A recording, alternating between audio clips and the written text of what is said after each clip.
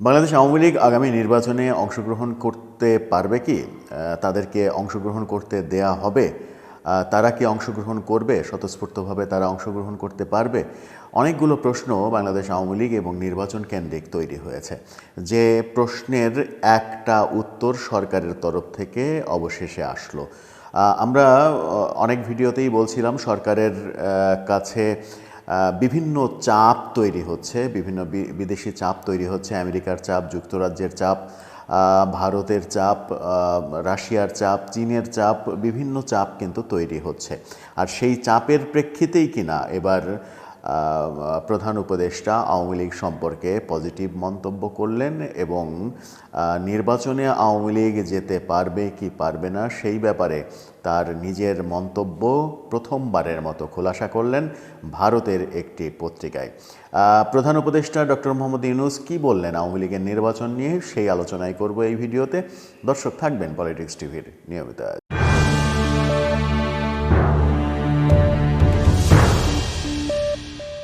বলছিলাম বাংলাদেশ আওয়ামী লীগ আগামী নির্বাচনে অংশগ্রহণ করতে পারবে কিনা। ভারতের পত্রিকা দ্য হিন্দুতে সাক্ষাৎকার দিয়েছেন প্রধান উপদেষ্টা ডক্টর মোহাম্মদ ইউনূস।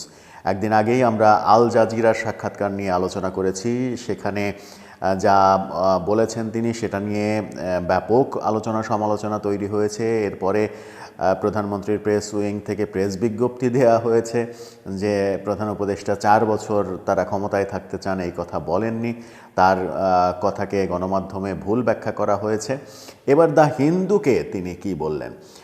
দ্য হিন্দুর পক্ষ থেকে প্রশ্ন ছিল, বাংলাদেশ আওয়ামী লীগকে আগামী নির্বাচনে কি অংশগ্রহণ করতে দেয়া হবে?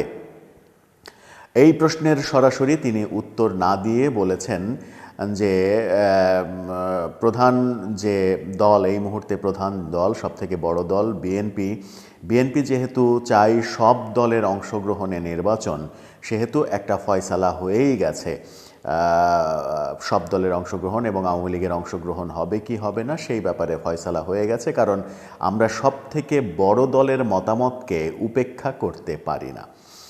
তিনি বিএনপির মতামতকে উপেক্ষা করতে পারেন না, এই কথাটা স্পষ্ট করেছেন। তাকে পাল্টা প্রশ্ন করা হয়েছে, সরকার কি ভাবছে আওয়ামী লীগকে নির্বাচন করতে দেয়া না দেওয়ার ব্যাপারে সরকার কি ভাবছে? তখনও তিনি সরাসরি উত্তর না দিয়ে বলেছেন, সরকারের কাজ রাজনীতি করা না, রাজনৈতিক দলগুলো নিয়ে ভাবা না, কে কি করবে না করবে, অংশগ্রহণ করবে কি করবে না সেটা নিয়ে ভাবার সরকারের কাজ নয়, যেহেতু এটা অরাজনৈতিক সরকার। সরকারের কাজ রাজনীতিবিদদের সহযোগিতা করা, রাজনীতিকে সহযোগিতা করা, সহযোগিতার মাধ্যমে নির্বাচন অনুষ্ঠিত করা। সরকারের যেটা কাজ না সেটা সরকার করতে চায় না।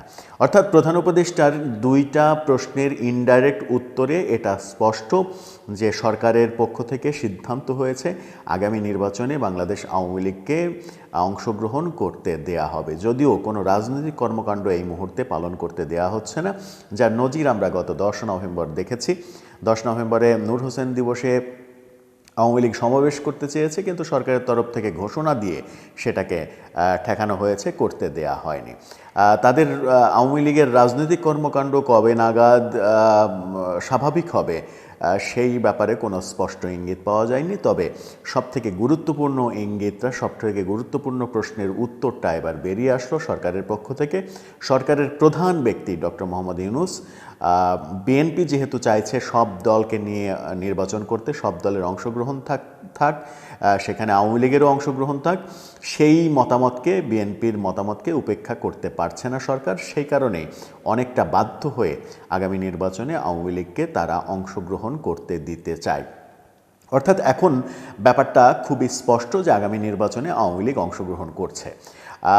এখন প্রশ্ন হচ্ছে যে আগামী নির্বাচনে কোন আওয়ামী লীগ অংশগ্রহণ করবে? মূল আওয়ামী লীগ অংশগ্রহণ করবে, নাকি আওয়ামী লীগকে আবার কয়েকটা টুকরা করে বিভিন্ন খণ্ড বিখণ্ডের আওয়ামী লীগকে নির্বাচনে অংশগ্রহণ করতে দেওয়া হবে? এরকম প্রশ্ন কিন্তু ঘুরপাক খাওয়া শুরু করেছে।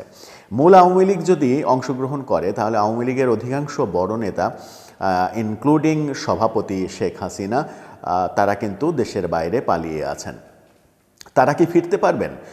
তারা ফিরলে আন্তর্জাতিক অপরাধ ট্রাইব্যুনালে যে বিচারের ব্যাপারটা শুরু হয়েছে, গতকালকেই শুরু হয়েছে, সেই বিচারের মুখোমুখি তাদেরকে হতে হবে। বিচারের মুখোমুখি হওয়ার জন্য তারা কি দেশে ফিরবেন, সেটা একটা গুরুত্বপূর্ণ প্রশ্ন। আর তারা যদি দেশে ফিরতে না পারেন, তাহলে তারা নির্বাচনও করতে পারবেন না, মোটামুটি এটা ধরে নেওয়াই যায়। তাহলে আওয়ামী লীগের হাল কে ধরবে? পুরনো প্রশ্ন আবারও সামনে আসছে, আওয়ামী লীগের কাণ্ডারি তাহলে কে হচ্ছে?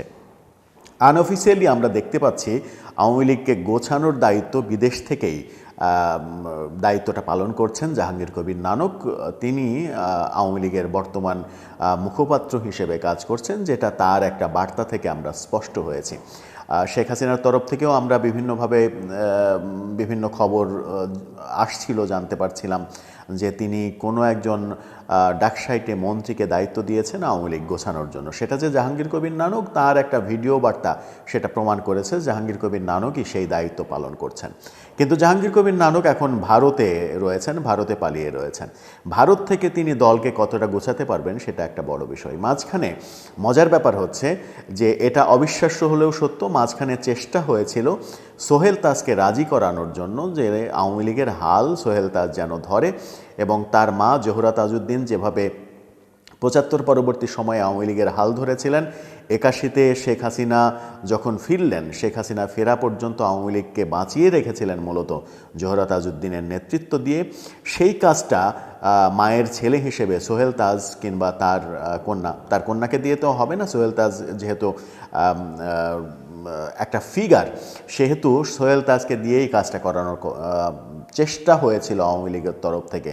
কিন্তু সোহেল তাজ নানা রকমের শর্তের বেড়াজালে আটকে দিয়েছেন সেই প্রস্তাব। অনেকগুলো শর্ত দিয়েছেন, এটা হলে ওটা করব, ওটা হলে ওটা করব, ওটা না হলে ওটা করব না। সেই কারণে সোহেল তাজকে দায়িত্ব দেওয়ার কাজটা হচ্ছে না। তাহলে আওয়ামী লীগের দায়িত্ব কে নিচ্ছেন সেটা একটা বড় প্রশ্ন। আওয়ামী লীগের দায়িত্ব শেষ পর্যন্ত কি প্রথম যে আলোচনা হয়েছিল সাবেক রাষ্ট্রপতি আব্দুল হামিদ এবং নারায়ণগঞ্জের মেয়র সেলিনা হায়াৎ আইভি, তাদের দুইজনের কাছেই কি চলে যাচ্ছে? তারা দুইজন যেহেতু এখনও দেশে রয়েছেন, তাদের দুইজনের কাছেই কি চলে যাচ্ছে? এবং নির্বাচনের সময়ে ভারতে পালিয়ে থাকা নেতারা, কিছু নেতা কি পালিয়ে থাকা অবস্থাতেই নির্বাচন করবেন? শেখ হাসিনাও কি ভারতে থাকা অবস্থাতেই নির্বাচন করবেন, নাকি নির্বাচনের আগে তারা দেশে ফিরে আসবেন? এই প্রশ্নগুলো এখন গুরুত্বপূর্ণ হয়ে দাঁড়ালো। কিন্তু সব থেকে গুরুত্বপূর্ণ প্রশ্নের উত্তর বোধহয় অন্তর্বর্তীকালীন সরকারের প্রধান উপদেষ্টা ডক্টর মোহাম্মদ ইউনূস ভারতের পত্রিকা দ্য হিন্দুকে ইনডাইরেক্টলি হলেও স্পষ্ট করে দিলেন যে আওয়ামী লীগকে আগামী নির্বাচনে তারা অংশগ্রহণ করতে দিতে চায়। এটা হতে পারে আমেরিকার বর্তমান প্রেক্ষাপটের কারণে। ডোনাল্ড ট্রাম্প যেহেতু জিতেছেন, আমেরিকা থেকে একটা চাপ তৈরি হয়েছে। ২-৩ দিন আগেই যুক্তরাজ্যের পররাষ্ট্র প্রতিমন্ত্রী চাপ দিয়েছেন, বলেছেন সব দলের অংশগ্রহণ থাকতে হবে এবং স্পেসিফিক আওয়ামী লীগকে অংশগ্রহণ করতে দিতে হবে, রাজনৈতিক অধিকার দিতে হবে।